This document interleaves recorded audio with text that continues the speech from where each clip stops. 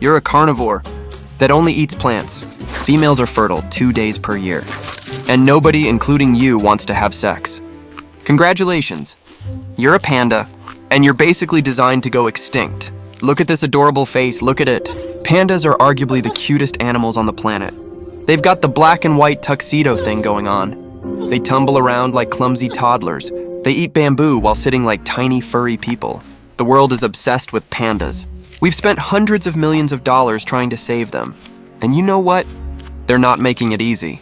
Because pandas might be the only animal actively trying to go extinct while the entire human race desperately begs them not to. Let me explain. All right, let's start with the biggest problem. Your diet makes 0 sense. You're a bear. You're literally in the order carnivora. You've got the teeth, the claws, the digestive system of a meat eater. Your ancestors ate meat. Your cousins, brown bears, grizzlies, polar bears, eat meat. But you decided, nah, I'm gonna eat bamboo. Bamboo. Do you know what bamboo is? It's basically wood. Crunchy, fibrous, nutritionally worthless wood. Here's the problem. Your body is not designed to digest bamboo. You've got a carnivore's digestive system trying to process plant matter. Your gut can only extract about 17% of the nutrients from bamboo.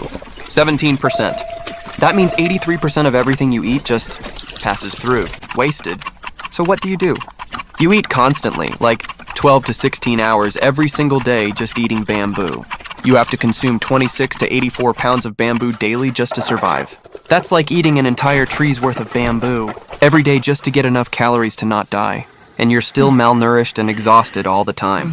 Other bears are out here catching salmon, hunting deer, being actual apex predators. You're sitting in a bamboo forest eating sticks for 16 hours a day like the world's worst vegetarian.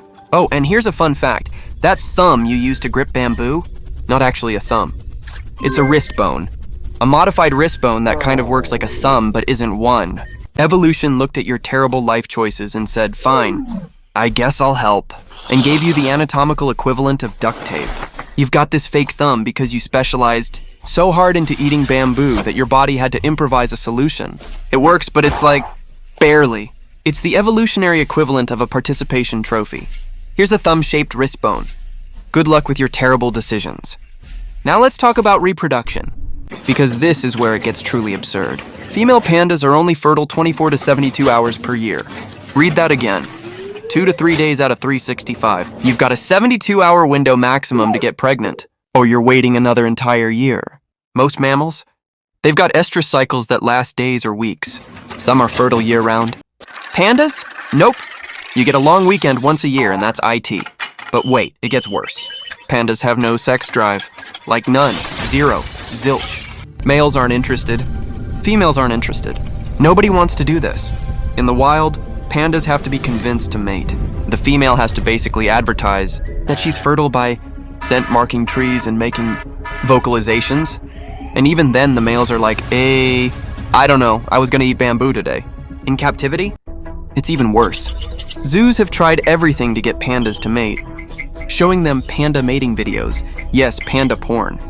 Viagra for males. Artificial insemination, which only works sometimes. Compatibility matching like they're on a dating app. Scientists have literally shown male pandas videos of other pandas mating, hoping they'll get the idea. And still, pandas are like, nah, I'm good. You're an endangered species with no interest in not being endangered. Okay, so let's say a miracle happens and a female actually gets pregnant. You'd think that's good news, right? Wrong. Panda pregnancy is a disaster. First, delayed implantation. The fertilized egg just floats around for months before actually implanting. So even if you mate successfully, pregnancy might not happen. Second, pandas often have twins. Sounds cute, right? Except the mother will almost always reject one of the twins. She'll pick her favorite cub and just ignore the other one. Let it die. In the wild, twin panda cubs have almost 0 chance of both surviving because mom literally doesn't have the energy to care for 2 babies while eating terrible bamboo all day. In captivity, zookeepers have to swap the cubs every few hours, tricking the mother into thinking she only has 1 baby while they hand raise the other one in secret. It's like a heist movie but with baby pandas. Third, newborn pandas are absurdly tiny and helpless.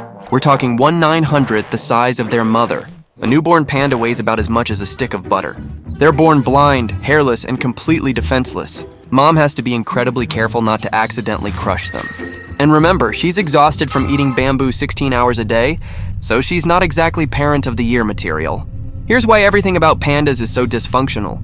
They don't have enough energy for anything. Bamboo gives you so few calories that you're in constant energy-saving mode. That's why you move so slowly. That's why you sleep so much. That's why you have no sex drive. Your body is rationing energy like you're on a deserted island. Except the island is a bamboo forest and you chose to be there. Scientists have measured panda metabolism. You burn fewer calories than a sloth. A sloth, the animal famous for being slow and energy efficient. You've outslothed the sloth. Other bears hibernate in winter to save energy. You're basically hibernating while awake year-round. You're living in permanent low-power mode because your diet is so catastrophically bad. So here's what's wild. Pandas have been around for 2 to 3 million years. They've survived this long despite being evolutionarily terrible at everything. How? Honestly? Luck. And the fact that bamboo forests were huge and predators mostly left you alone because you're big and not worth the effort. But now, habitat loss is destroying bamboo forests. Climate change is killing bamboo at higher elevations. And pandas can't adapt because you're so specialized. You can only eat bamboo. You can only live in specific mountain forests in China. You can only reproduce during a 72-hour window once a year. You've painted yourself into the world's smallest evolutionary corner. And now humans are spending hundreds of millions of dollars on captive breeding programs, habitat restoration, anti-poaching efforts, all to save an animal that seems fundamentally uninterested in saving itself. But here's the thing. You're so cute that humans can't help ourselves. That black and white coloring, those round faces and big eye patches, the clumsy tumbling, you've accidentally hit the evolutionary jackpot of human sympathy. We've made you a symbol of conservation. You're the logo for the World Wildlife Fund. You're a diplomatic gift between nations. Your cuteness is literally the only thing saving you from extinction. If you looked like a blobfish, you'd be done. But because you look like a living teddy bear, humanity has collectively decided, no, we're saving this one, even if they won't help. So let's recap what it's like being a panda. You're a carnivore that only eats nutritionally worthless bamboo. You have to eat 12-16 hours every day just to survive. You can only extract 17% of nutrients from your food. Your thumb is actually a wrist bone. Females are fertile 2 to 3 days per year. Nobody wants to have sex, not even to save your species.